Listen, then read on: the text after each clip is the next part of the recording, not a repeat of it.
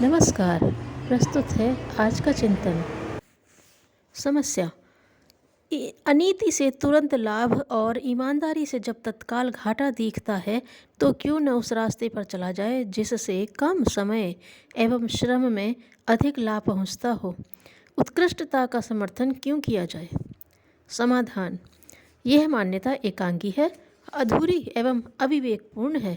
दूरगामी एवं स्थायी परिणामों पर ध्यान दिया जाए तो स्पष्ट होगा कि उत्कृष्टता के पक्षधर हर क्षेत्र में प्रत्यक्षवादियों अनीति के मार्ग पर चलकर तत्कालिक लाभ सोचने वालों की तुलना में कहीं अधिक सफल रहे हैं।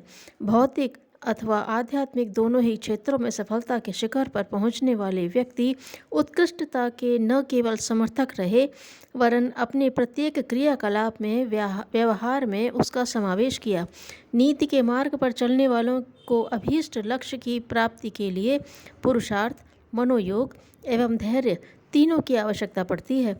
असफलताएं नीति के अवलंबन के कारण नहीं प्रस्तुत होती बल्कि उनके मूल में इन तीनों का अभाव ही प्रधान कारण होता है। जिन्हें भौतिक संपन्नता ही अभीष्ट हो वे भी नीति पर चलते हुए श्रमशीलता, मनोयोग एवं धैर्य का आश्रय लेकर अपने उद्देश्य में सफल हो सकते हैं। भौतिक संपन्नता में ईमानदारी बाधक सिद्ध होती है। यह मान्यता उन लोगों की है जो पुरुषार्थ से जी चुराते हैं। येन केन प्रकारेण कम समय एवं कम श्रम में अधिक लाभ उठाने की प्रवृत्ति से ही अनीति को प्रोत्साहन मिलता तथा लंबे समय तक सफलता के लिए इंतजार करते नहीं बनता। फलतः थोड़ा तात्कालिक लाभ भले ही उठा लें, महत्वपूर्ण उपलब्धियों से सदा वंचित ही बने रहते हैं। देखा जाए तो भौतिक संपन्नता के क्षेत्र में शिखर पर वही पहुँचे हैं जो नीति के ईमानदारी के समर्थक रहे हैं, पुरुषार्थी रहे हैं। विश्व के मूर्धन्य भौतिक संपन्न व्यक्तियों के जीवन क्रम पर दृष्टिपात करने पर यह तथ्य भी और भी स्पष्ट हो जाता है। ईमानदारी, पुरुषार्थ के मनोयोग एवं असीम धैर्य के सहारे ही वे सामान्य स्तर से असामान्य स्थिति तक जा पहुँचे हैं। समस्या। प्रशंसा, प्रोत्साहन व्यक्तियों की उन्नति प्रगति में किस प्रकार सहायक होती है। समाधान। प्रशंसा के द्वारा मानव हृदय जितना आकर्षित और आंदोलित होता है उतना और किसी प्रकार नहीं होता। प्रशंसा झूठी चापलूसी और चाटुकारिता से सर्वथा भिन्न है। सभी चाहते हैं कि हमारे गुणों को दूसरे भी परखें, सम्मान करें।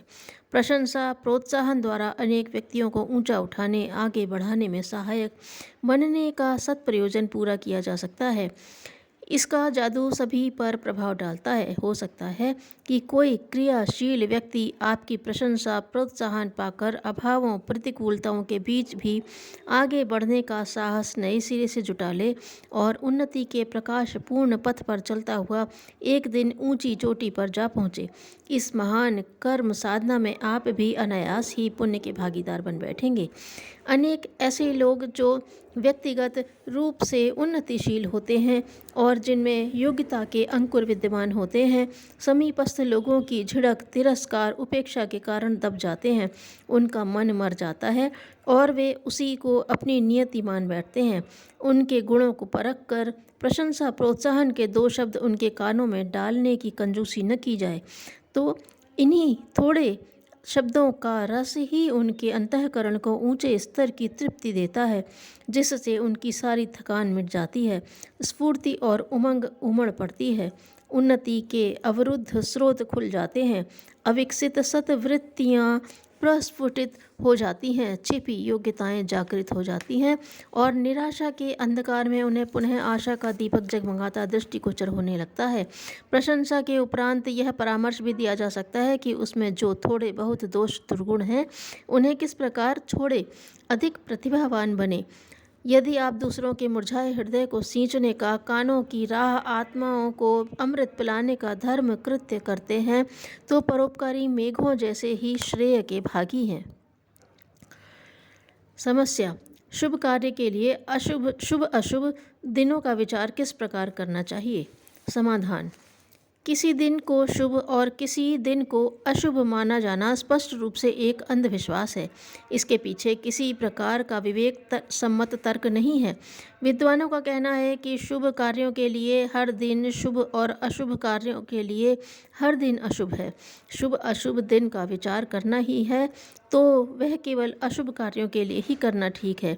ऐसा करने से उस समय अशुभ कर्म टल जाएगा, क्योंकि मुहूर्त की प्रतीक्षा करते करते उसकी वृत्ति बदल सकती है और मनुष्य पाप से बच जाएगा। परमात्मा के बनाए सभी दिन समान रूप से शुभ एवं पवित्र हैं। इसमें शुभ अशुभ का आरोपण मनुष्य स्वयं अपने विचारों से कर लेता है। जिस दिन जिस क्षण किसी में बुरा विचार आए अथवा कोई अपकार्य करने की प्रवृत्ति उदय हो तो मानना चाहिए कि वह दिन वह क्षण मनुष्य के लिए अशुभ। शुभ विचार एवं पवित्र प्रवृत्ति उदय हो तो मानना चाहिए कि वह दिन वह क्षण शुभ एवं कल्याणकारी है। वैसे परमात्मा का बनाया समय शुभ अशुभ से परे परम पवित्र एवं दोष रहित है। जो समय का मूल्य जानता है वह और विश्वास पूर्ण पुरुषार्थ में विश्वास करता है, उसके लिए कोई दिन वार घटिका न शुभ है न अशुभ। यह एक अंधविश्वास है जो मनुष्य की अपनी भावना के अनुसार फलीभूत होता है।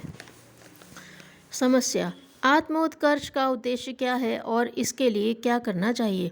समाधान: मानवीय गरिमा का उज्ज्वल स्वरूप विकसित प्रस्फुटित तब होता है जब वह उत्कृष्ट आदर्शवादिता के साथ अपना संबंध जोड़ता है, अपने चिंतन चरित्र व्यवहार और प्रयास को अभिनंदनीय अनुकरणीय बनाता है। इसी ढांचे में उसे ढालने के लिए ऋषियों ने शास्त्रों की रचना की है, आध्यात्म दर्शन का ढांचा खड़ा किया है, योग तप के अनेक विधान बनाए हैं, ईश्वर भक्ति के अनेकानेक उपचार कर्म कांडों का सृजन किया है। इन आत्मोत्कर्ष की अनेकानेक विधि व्यवस्थाओं का मूलभूत उद्देश्य एक ही है कि मनुष्य इसी जीवन में स्वर्ग मुक्ति और सिद्धि प्राप्त करे। यह तीनों ही किसी अन्य लोक से संबंधित या जादू चमत्कार जैसे नहीं है, वरन उन्हें व्यक्तिगत महानता के रूप में प्रत्यक्ष देखा जा सकता है। दृष्टिकोण का परिष्कार ही स्वर्ग है, दुष्वृत्तियों से छूटना निकलना मुक्ति और अभिनंदनीय स्तर पर जीवनचर्या को बनाए रखना सिद्धि। आत्मोत्कर्ष के लिए इतना करना ही पर्याप्त है, इससे कम में उस प्रयोजन की पूर्ति होती नहीं। इससे अधिक और कुछ करने की आवश्यकता नहीं है। ऋषियों मुनियों तपस्वियों योगियों सिद्ध पुरुषों महामानवों को इसी आत्मिक प्रगति प्रयास में संलग्न पाया गया है, जिनकी अंतरात्मा प्रामाणिकता शालीनता सेवा और पुरुषार्थ परायणता से सराबोर है। उन्हें देवतुल्य ही नहीं वरन उससे बढ़कर माना जा सकता है। अंतःकरण और बाह्य चरण में जब समान रूप से उत्कृष्टता का समावेश हो तो सामान्य शरीर में रहते हुए भी व्यक्ति देव मानव की गरिमा। अगर किसी और को न रोक सको तो कम से कम अपनी जीभ पर जरूर लगाम लगाओ, ताकि वह कटु वचन बोलने की उद्दंडता न कर पाए। धन्यवाद।